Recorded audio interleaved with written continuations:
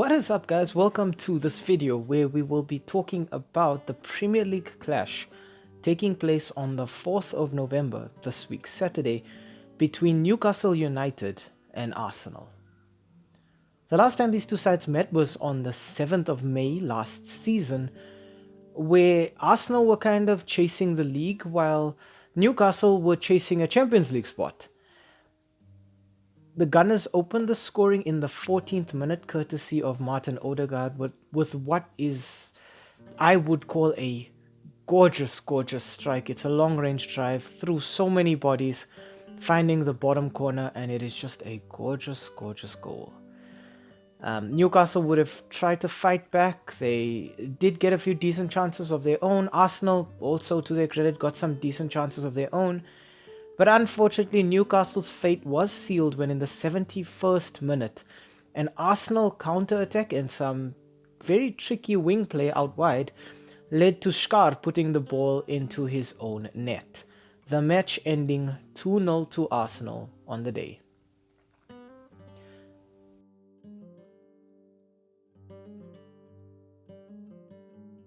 We start off our team analysis with Newcastle. It is 2 wins, 2 draws and a single loss in their last 5 matches. Their last match being a 3-0 rout of Manchester United at Old Trafford in the Carabao Cup. Newcastle were quick, they were efficient, they were direct, and Manchester United were just all over the show. Players that I want to highlight for this fixture, obviously Callum Wilson, 7 goals for him so far this season. He's tied with, I think it's Isak. But Wilson has proven that he's the kind of player that can play anywhere up front. You can put him on either wing or up front as a number 9. And he can do some serious damage to the opposition. Next up, I want to talk Trippier. So if we're talking about Wilson's 7 goals, we've got to talk about Trippier's 7 assists. He's such a creative force out wide. Having taken some time out at Atletico Madrid to refine his talent, he's come back to the Premier League and he looks fantastic. Newcastle are really making good use of Trippier out wide. And finally, I want to talk Nick Pope, the man between the sticks. He's going to be facing what I would call a bombardment from all angles from this Arsenal squad. He's going to need to be solid, he's going to need to be commanding at the back, and he's going to have to direct his defense very efficiently.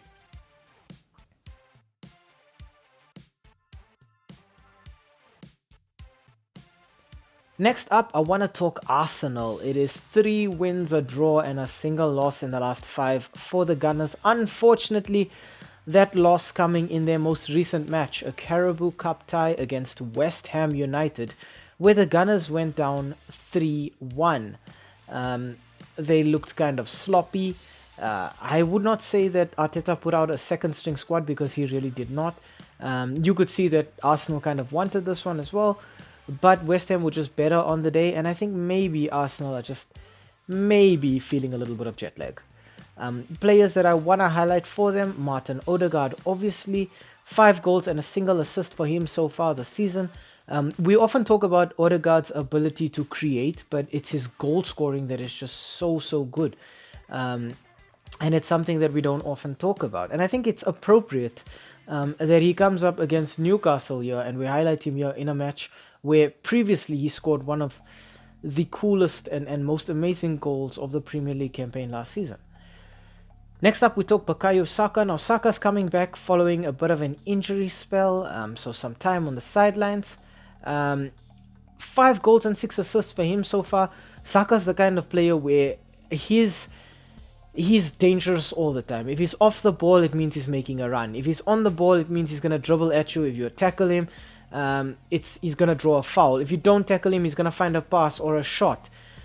He's going to be a real problem for Newcastle, I think. And finally, I want to talk Declan Rice with his 2 goals and 2 assists. His return to London Stadium against West Ham was maybe not the best experience. So I think he's going to be hungry for some payback. Obviously, Arsenal as a whole want the Premier League, and I think Declan Rice is the player that is probably going to be the one who gets it for them if they do get it this season.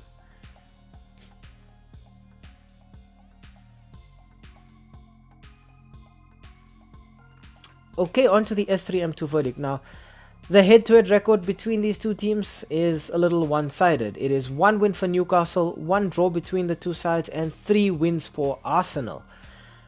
On a whole, I think this fixture is actually quite balanced. Newcastle find themselves 6th with 17 points in the Premier League, while Arsenal are hot on the heels of Tottenham Hotspur in 2nd on 24 points. So just 7 points separating the two sides.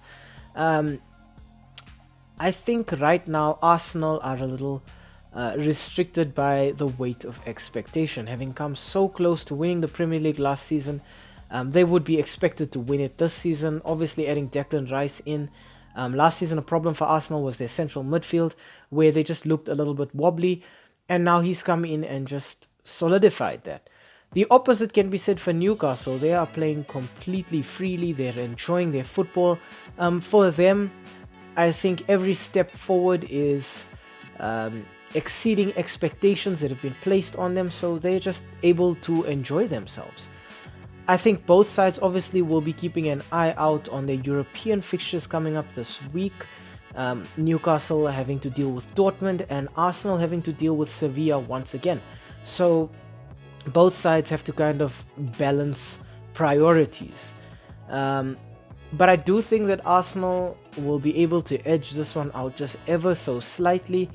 I think Newcastle are going to be feeling just a little bit tired. Fair enough, Eddie Howe did field a second string squad against Manchester United and still got a fantastic result. I just think that Arsenal's style of play is just going to be a little bit too difficult for Newcastle to handle on the day, because Arsenal love to move the ball around a lot and they love to move the ball around quickly.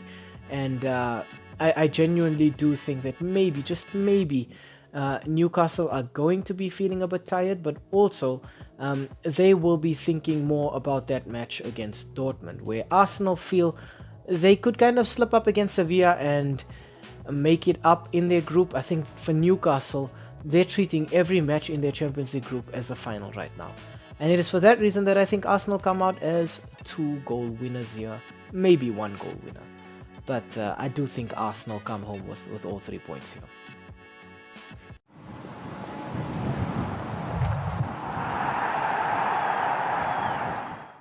Hi, thank you for making it to the end of this video. We really appreciate the watch time and the fact that you took some time out of your day to spend it with us talking about the sport that we all love. If you enjoyed the content, why not, drop a like down below or comment in the comment section. Maybe even consider subscribing to the channel. And I mean, while you are here right now, have a look at some of our old videos too. They should be appearing on the screen right now, along with that subscribe button. So you know exactly what to do. Thank you so much. It really helps with the YouTube algorithm. And have a great day out there. And we hope to see you again very, very soon. Thanks. Stay safe.